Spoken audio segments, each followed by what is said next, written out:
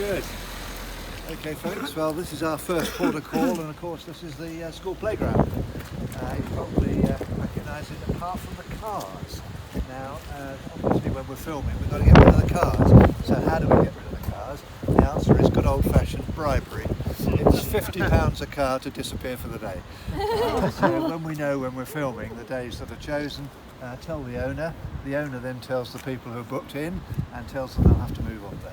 So they normally go and park their cars somewhere and come back and watch the filming because those people want to. So that worked out okay, and that clears the decks for us to be able to film here.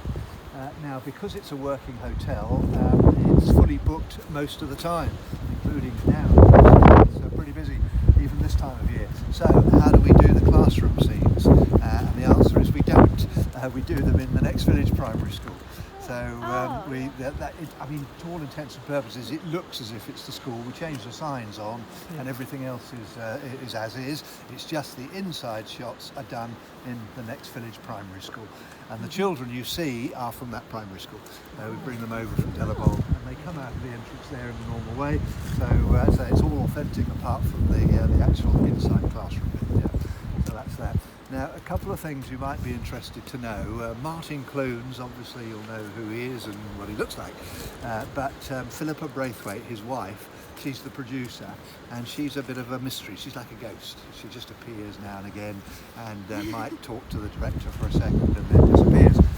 But she's the boss, and she and Martin know Buffalo Pictures, who made the series, so that's why their smiles are getting wider and wider as the series is made. And she's a very astute lady, because she took a chance at the beginning, probably between series 1 and 2, I think, somewhere around about there. She tried to buy the rights, the worldwide rights from ITV, who funded, and they said, oh no, we never sold the rights. But she kept on and on and on until they agreed a figure. It must have been a pretty big one, but they said, take it or leave it. It's a one-off, and so they took it, and I think they had to take out a big loan or a big mortgage in the hope that it was going to go on. But if it had bombed then, I think they'd have been in real trouble and probably financially in trouble. Yeah. But as it's turned out, there are 9 series in now, and there will be a 10th. Yeah. The 10th is a definite, it's a shoe-in, and I can tell you that because we know that the director has just booked in his favourite house for 2 years' time. So he doesn't know, nobody does. So all other things being equal, there will be a series 10. Yeah. So now they're making more money out of distributing it around the world than they are from actually making it. So they're a bunch of very happy bunnies, really, and nobody drops out because they all get repeat fees. And Ian McNeice did a newspaper article 2 or 3 years ago saying that for the first time in his life he's solvent, and that was due to the repeat fees coming in from 2014. He turned the corner and is now sort of, his partner works out all his finances for him and keeps him on the straight and narrow. He said, but he's able to pay off his credit card at the end of each month for the first time ever. So it really is a meaningful amount they get, because we think there's, I checked the other day, and there's 196 countries in the world, and it looks as if about 190 of them have access to Top Martin. Yes, a few latecomers like Germany a couple of years ago, and America, of course, has come aboard in the last few years, and it's just exploding now. And it's getting bigger and bigger and bigger as time goes by. There's no sign of it slipping away in popularity. And I don't know whether any of you have seen the current series so far. Yeah, the first couple have turned out really well, and a lot of people have been absolutely delighted with it. So it looks as if the strength of the writing is still there. So that would be one of the reasons, because obviously if ITV weren't very happy with what they saw and thought it was just sort of slipping away, that would mean their advertising revenue wouldn't be working, and so they would say probably that's enough. But they've said do another one. So it's up to Martin and Philippa, and clearly they've made the decision. So fingers crossed we should be okay. So it's 10.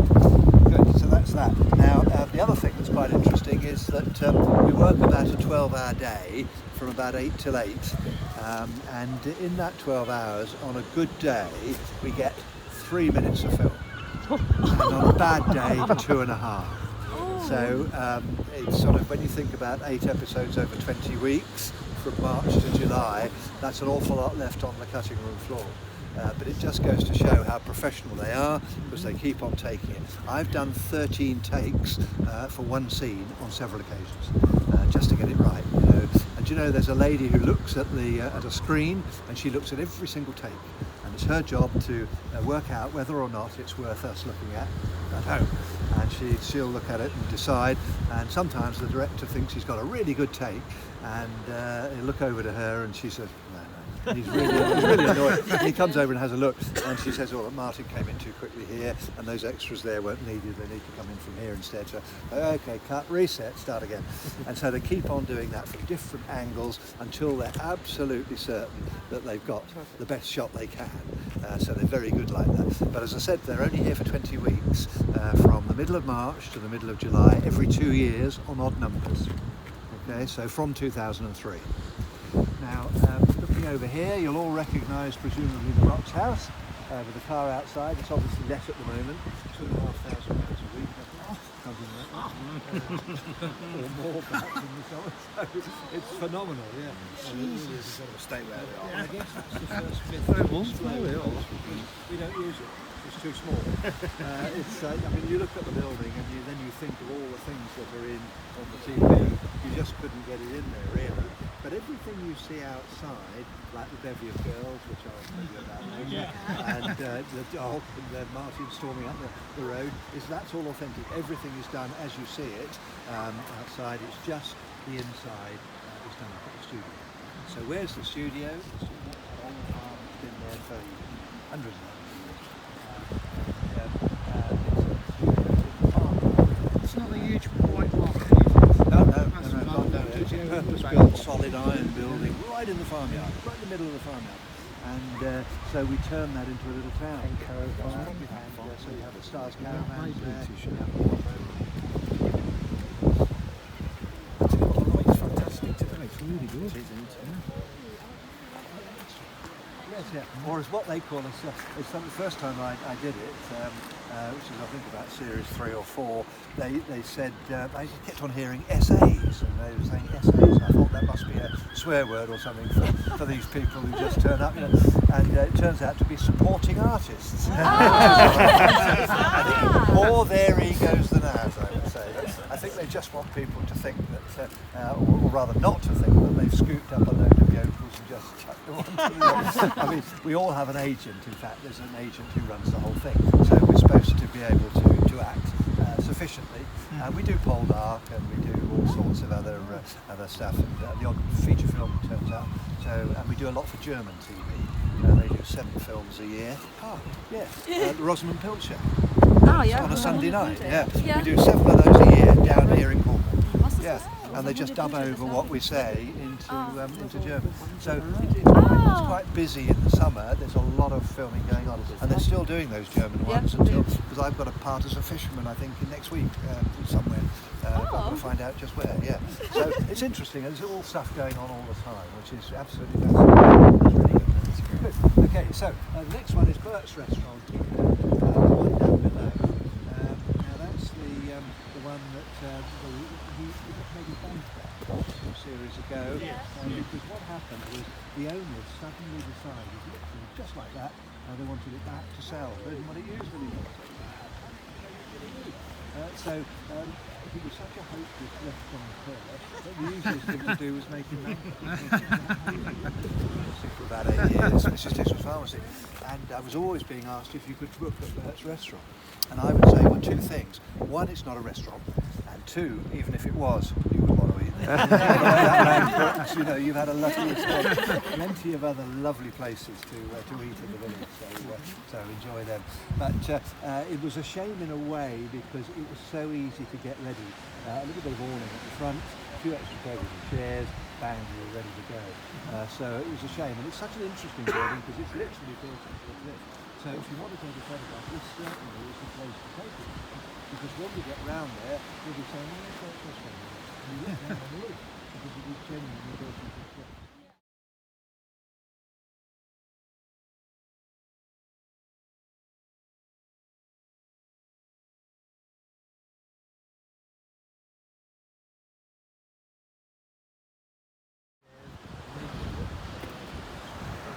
Very, very clever how they do it. They used to so say the smart. camera never lies, now it lies all the time. which is great for them. And of course the wide angle lens is also useful. This is just photography because that is so small. Yeah. But we'll talk about that in a minute. Okay, so that's that. Now looking at the cliffs, and you can see how rugged they are. And over the centuries, lots and lots of people were lost in boats. They got caught up in storms and pushed onto the rocks. And so boats sank, people were drowned and whatever. So in 1869 we had a lifeboat made in London, and it was brought down to Bodmin, the train station, by train, and then dragged over here with farmers' horses. And in 1869 there were no roads, so it was they borrowed these horses and pulled them across. It took 2 weeks to get here, and when it got here they said, well, where are we going to put it? Logic would say down there. It was 34 feet. So logic would say down there because that's where the sea is. But there was nowhere that was the right size for it. So Scotty there and said, where can we put it? So where did it go in the end of the day? Spain. Okay.